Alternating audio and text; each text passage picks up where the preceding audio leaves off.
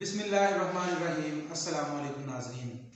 जैसा कि आप जानते हैं कि हमने एक इल्मी और फ़िक्री नशिस्त जिसका मौजू मज़हब और मुबादियात मज़हब है उसकी इब्तिदा की और उसमें मज़हब के मुख्तलिफ़ पहलुओं पे डिस्कशन जो है वो की जाएगी इंशाअल्लाह। आज इसी मौजू को सामने रखते हुए हम एक इंतहाई अहम मौजू पर बात करने जा रहे हैं जो है मज़हब की गर्ज़ो गायत, मज़हब के मकासद। तो हमारे साथ मौजूद हैं मोहतरम जनाब अब्दुर्रहमान कदीर साहिब। तो सर, मज़हब की तारीख़ के हवाले से, मज़हब की हैयत के हवाले से ये चीज़ें तो इनके ऊपर डिस्कशन जारी है, लेकिन आप मज़हब की गर्ज़ो गायत के हवाले से क्या कहेंगे? सर देखें, इंसान एक ऑर्गेनाइज्ड एनिमल इसको कंसिडर किया जाता है। एंथ्रोपोलॉजिस्ट कह लें या जो बायोलॉजी के स्पेशलिस्ट हैं, ये जो भी इंसान की स्टडी करते हैं, जो जानदानों की चीज़ों को स्टडी करते हैं, तो ऑर्गेनाइज्ड एनिमल है, इसको रहने के लिए एक सिस्टम की ज़रूरत है। अब जंगल में चला जाए, जंगल में तो बस एक सर्वाइवल के लिए एक जानवर जो भी कर सकता है वो करता है, लेकिन इंसान के बारे में बड़ी एक इंसान एक पेचीदा जानवर है और इसकी ज़रूरियात सिर्फ सर्वाइवल से ज़्यादा और भी बहुत ज़्यादा ज़रूरियात हैं।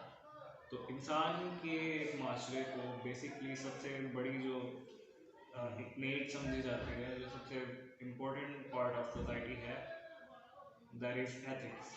एथिक्स, अखलाकियात इंसान के लिए बड़ी ज़रूरी है। बिल्कुल, ये अखलाकियात ही है जो इंसान को दूसरे स्पीशीज से जो है वो मुमताज़ करता है और उनसे उसको जुदा करता है। अभी हम एक बैठे हुए हैं और एक बात करने का अंदाज, हमने पहले भी कुछ बातें की, गुफ्तगू हुई, कुछ हमारे सेशंस हुए, तो ये भी एक एथिक्स ही है। हम एक बड़े खूबसूरत अंदाज से बैठे हैं, हम एक चीज़ रिकॉर्ड कर रहे हैं, एक तरीके से रिकॉर्ड कर रहे हैं, एक बहुत ही ऑर्गेनाइज तरीका है, ये एथिक्स है। तो एथिक्स के हवाले से अगर हम देखें तो हम अगर अपने रिलेटिव्स के साथ रहना चाहें, हमारे रिलेटिव्स हैं, फैमिली सिस्टम है, तो एक टोटली ही एथिक्स पे डिफाइन होता है। हर शख्स के साथ कम्युनिकेट करने के अलग से एथिक्स हैं। हर किस्म की महफिल को अटेंड करने के लिए हमारे पास बिल्कुल अलग अखलाकियात का सेट है। जी बिल्कुल, आपने ठीक बात कही, लेकिन मैं ये पूछना चाह रहा हूँ कि मज़हब जो है ये किस तरह से हमें हमारी इस ज़रूरत को पूरा करने में मददगार साबित होता है? जी, तो मज़हब हम देखें तो एथिक्स के जो ओल्डेस्ट हमें साइंस मिलते हैं, तो पुराने तरीन जो एथिक्स के साइंस ह्यूमन हिस्ट्री में मिलता है, तो वो हमें मज़हब ही मिलता है। मज़हब को अगर मज़हब से हट के कोई भी निज़ाम रहने के लिए देख लें, माशरती निज़ाम जितने भी देख लें, तो उनमें बाकी सारी चीज़ें तो आपको सॉल्यूशंस तो प्रोवाइड करता है। उसमें आपको कम्युनिकेशन के सोर्सेज आपको प्रोवाइड करता है, मीडियम प्रोवाइड करता है, और आपको रहने के तरीके। लेकिन एथिक्स जो है वो जहाँ पर भी आप देख लें, जिस माशरे में भी जाकर देख लें, कोई ना कोई उसको डिफाइन करने के लिए एक मज़हब मौजूद है। बिल्कुल बिल्कुल। चाहे आप हिंदू मत देख लें, चाहे आप इस्लाम देख लें, क्रिश्चियनिटी देख लें, और जितने भी हयात के ओल्डेस्ट जो रिलीजन्स हमारे अंदर सर्वाइविंग है, उनमें मायंस हैं, तो उनके अलग से एथिक्स हैं। गोया इंसान की जो एथिकल नीड्स हैं वो मजहब पूरा करता है। एथिकल नीड्स को पूरा करने के लिए, या बल्कि पूरा करना तो बाद में, डिफाइन ही एक मजहब करता है। उसके बाद एक सोशल नीड इंसान की, सोसाइटी बताते खुद इंसान की बहुत बड़ी ज़रूरत है। जी जी। और सोसाइटी के कॉन्सेप्ट भी हम देखें तो इंसान को क्या चीज़ आजकल इकट्ठा लेके आ रही है। एक तो टोटली मटेरियल नीड्स आ जाती हैं। टोटल मटेरियल नीड्स हम कमाने के लिए इकट्ठे होते हैं, और बस कमाया और बाकी बस वहाँ तक हमारी ज़रूरत शुरू होती है और वहीं पर ख़त्म हो जाती है। लेकिन इससे ज़्यादा आगे सोशल कम्युनिटीज़ को बताएं तो मज़हब को हमने अक्सर देखा है कि मज़हब हमें कम्युनिटी का कॉन्सेप्ट देता है।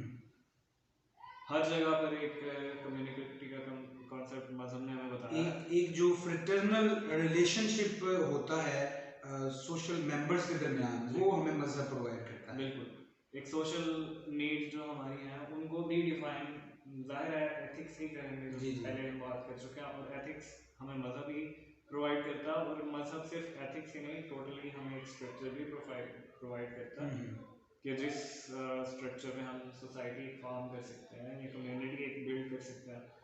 और हर जगह मजहब ने कम्युनिटी बिल्ड की है, इंसान को क्लोज लेकर आया है कि इंसान को अपनी ज़ाती या मादी ज़रूरियात से बढ़कर भी अगर इंसान को किसी कम्युनिटी का हिस्सा बनाता है, तो मेरे ख्याल से उससे मजहब से ज़्यादा पावरफुल आंसर कोई नहीं। जी बिल्कुल, आपने ठीक बात की कि मज़हब जो है वो हमारी एथिकल और सोशल नीड्स को पूरा करता है, और मटेरियलिज्म जो है वो मटेरियलिस्टिक नीड्स जो है वो भी मज़हब किसी हद तक, चलें इसमें डिटेल में नहीं जाते।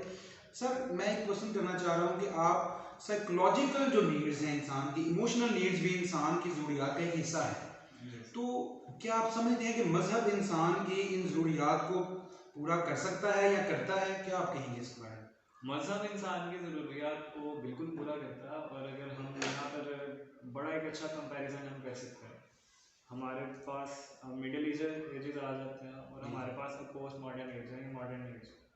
पोस्ट मॉडर्न एज भी, पोस्ट मॉडर्न एज हम पोस्ट मॉडर्न एज में हम जी रहे हैं, और हम देखते हैं कि डिप्रेशन, बहुत ही ज़्यादा डिप्रेशन फैलता जा रहा है। इंसान को मॉडर्निज्म ने या टेक्नोलॉजी ने एक दूसरे से बड़ा दूर कर दिया, और उससे डिप्रेशन और ओवर थिंकिंग, जैसे ओवर थिंकिंग का बहुत बड़ा मसला, और उसके अलावा इमोशनल नीड्स, इमोशनल हेल्थ जो हमारी बहुत ज़्यादा डैमेज हो रही है, वो टेक्नोलॉजी में हम बहुत ज़्यादा ऑक्यूपाई हो चुके हैं। और उसमें से एक बड़ी आम सी मिसाल है कि हमारा स्लीपिंग का जो कहने के स्लीपिंग हैबिट है वो बहुत ज़्यादा डिस्टर्ब हो रही है। इसमें मैं एक चीज़ ऐड करना चाहूँगा कि साइकोलॉजिकली लोग इतने सप्रेस्ड क्यों हैं, उसमें एक बुनियादी वजह मजहब से दूरी और बेजारी भी हो सकती है। तो हमें ये चीज़ देखने को मिलती है कि मजहब एक बड़े बेहतर तरीके से इंसानी मकासद जो है उसको डिफाइन करता है, जो इंसान को किसी हद तक मुतमईन करते हैं। जी एक्चुअली मैं वहीं पे जा रहा था, तो हम दो मिडिल एजेस पे देख लेते हैं। मिडिल एजेस में एक हमें प्रॉस्पेरिटी का एक बहुत अच्छा और खूबसूरत दौर देखने को मिलता है। मिडिल एजेस के बाद कुछ डिक्लाइन, जो क्लाइमैक्स हो गया वेस्टर्न और ईस्टर्न सिविलाइजेशन के दरमियान, और वो गैप आ गया। गैप के बाद अब एक और राइज ऑफ सिविलाइजेशन हम देखते हैं यहाँ पे। तो एक पिछला राइज ऑफ सिविलाइजेशन हम देखते हैं, वहाँ पे हमें डिप्रेशन का कोई आंसर नहीं मिलता, बिल्कुल भी जीरो। आप नहीं पढ़ेंगे कि किसी को डिप्रेशन होगा। सारे दुख तब भी थे, तब भी कत्ल होते थे, तब भी नाइंसाफियाँ थी, सब कुछ चलता था।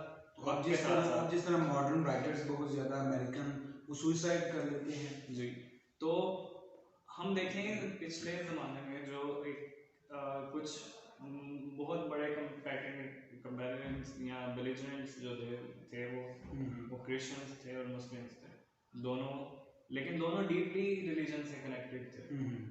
अभी हम देखते हैं कि रिलीजन को हमने आज़ाद कर लिया, हमें लगा कि रिलीजन हमारी सारी, रिलीजन से दूरी सारी प्रॉब्लम्स हमारी सॉल्व कर देगी। लेकिन इसका एक ये भी है ना कि अगर आज का जो इंसान है, जो पोस्ट मॉडर्न ह्यूमन बीइंग्स हैं, अगर वो ये दावा करते हैं कि भाई हम अच्छी ज़िंदगी गुजार रहे हैं, we don't even need any religion, ठीक है, तो हमें ज़िंदगी में कोई हमारा मकसद नहीं कि हमें मज़हब आए, हम मज़हब से इन्फ्लुएंस हों तभी हमारी ज़िंदगी बेहतर हो। उनका ये मानना है कि वो मज़हब के बगैर भी अच्छी ज़िंदगी गुजार सकते हैं।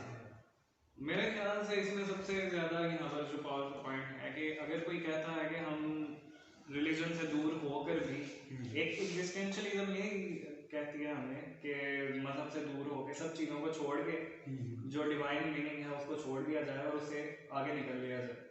लेकिन फिर उधर भी जाके देखें तो उधर हमें एंजाइटी नज़र आती है, उधर हमें कोई ये नहीं नज़र आता कि वो आज़ाद हो गए डिप्रेशन से, और फिर उसको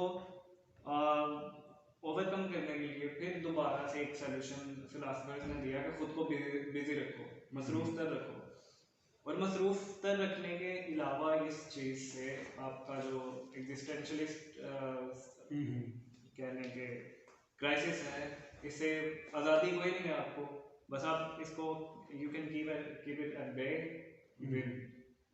बाय स्टेइंग बिजी।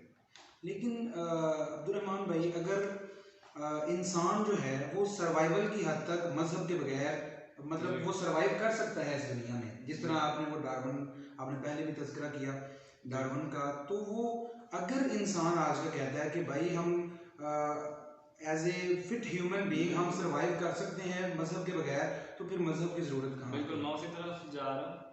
और लेकिन हम देखें तो इमाम जाफर सादिक का एक कौल हमें मिल जाता है, बड़ा हिस्टोरिकल, कि एक ट्रू बिलीवर है, वो किसी भी रिलीजन से है, उन्होंने बस एक बिलीवर का नाम दिया, उन्होंने ये नहीं कहा कि सच्चा मुसलमान, उन्होंने कहा कि a true believer will never go to suicide, वो कभी खुदकुशी की तरफ नहीं जाता। एक सच्चा जो मोमिन है जी वो किसी भी मजहब का हो, वो कहीं ना कहीं सोलेस फाइंड कर लेगा, वो अपने इनर पीस को किसी ना किसी तरह, वो एक इंटरनल कोहेरेंस और सेटिस्फेक्शन उसमें वो इंटरनल सेटिस्फेक्शन बिल्कुल वो अचीव कर सकता है।